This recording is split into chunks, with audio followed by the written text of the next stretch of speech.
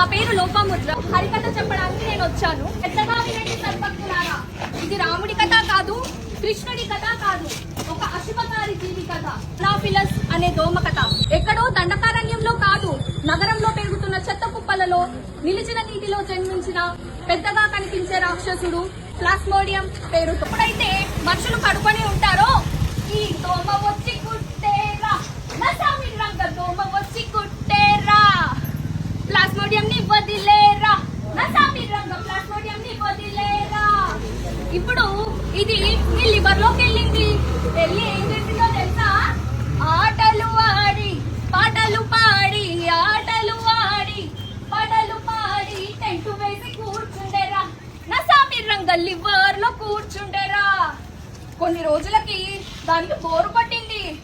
Bore కొట్టి bore కొట్టి bore కొట్టి బోరు కొట్టి బ్లడ్ లోకి ప్రవేశించారా, నసామి రంగ బ్లడ్ లోకి ప్రవేశించారా. ఆర్బీసీ పై దండయాత్ర చేసి, ఆర్బీసీ పై దండయాత్ర చేసి అల్లకల్లోలం చేసేరా.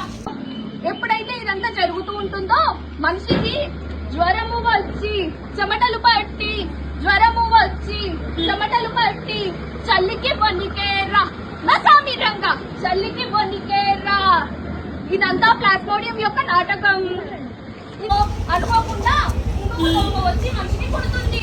ఆ పీల్చిన రక్తంతో పాటు ఈ మలేరియా కూడా వెళ్ళిపోతుంది. ఆ తర్వాత ఆ ఇంకొక దోమలో దీని జీవన చక్రాన్ని పూర్తి చేస్తుంది.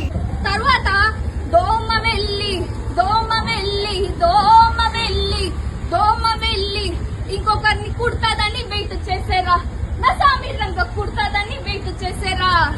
దీన్ని బట్టి మనకు వచ్చిన సందేశం ఏమనగా, ఈ మలేరియా